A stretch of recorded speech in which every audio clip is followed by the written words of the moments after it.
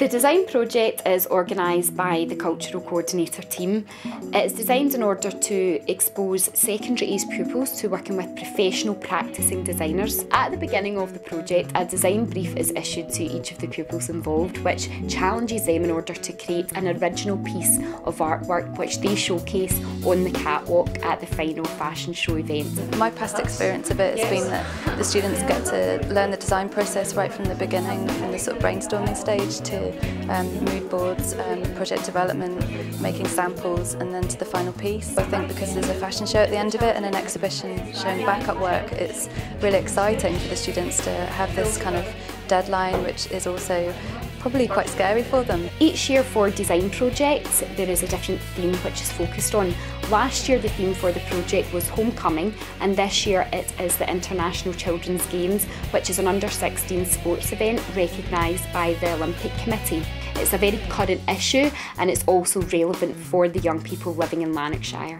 So the title for this year's design project is Cultural Kinetics, and it's just a way of expressing the movement that happens in the game. So kinetics being the movement and cultural, the word coming from the fact that all these people from all over the world are coming to compete in the children's games. Each year we have different design disciplines that we focus on. This year all 4 school groups are working with textile designers.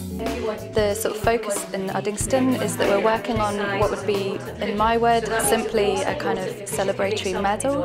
And I brought in various pictures on international children's games like badminton, swimming, sailing, etc. and laid about in one table, and she brought another bunch of pictures about Scottishness and heritage, so like haggis, kilts, tartan, bagpipes, etc.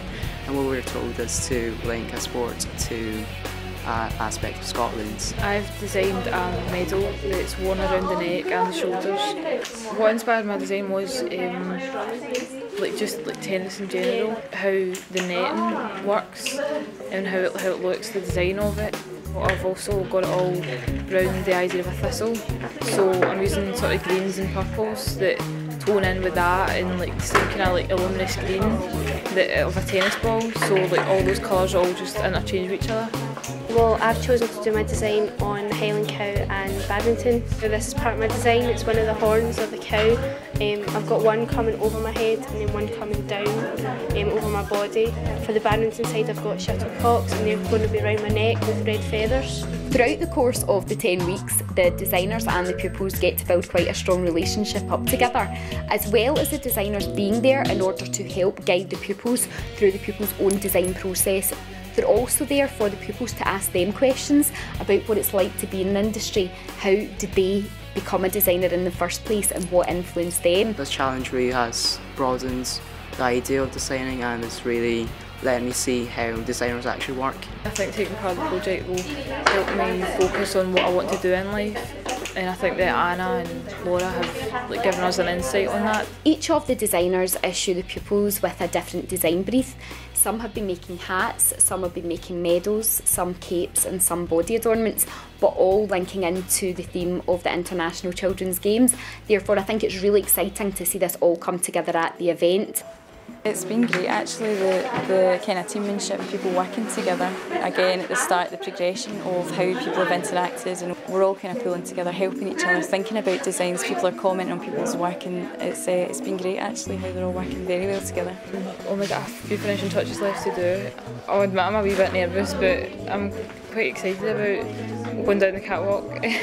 I'm really looking forward to the fashion show next week. I've never experienced a catwalk, and I'm desperate to see what other schools have done in their designs, and make comparisons, see if we're better or worse. It's just going to be amazing. I think everyone's just looking forward to the fashion show, and again it will be a good chance to see how their ideas have developed from their mood boards right at the start of the project right the way through to the finish, and actually seeing them wearing their garments on stage and giving them confidence to actually take part in such an experience.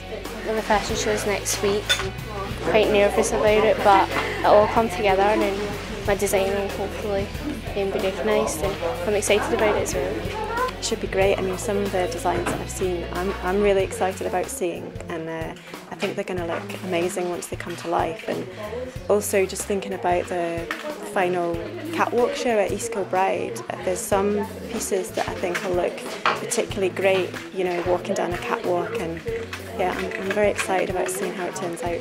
The final event is showcased in a great space. It's at the National Museum of Rural Life in East Kilbride and is also professionally choreographed.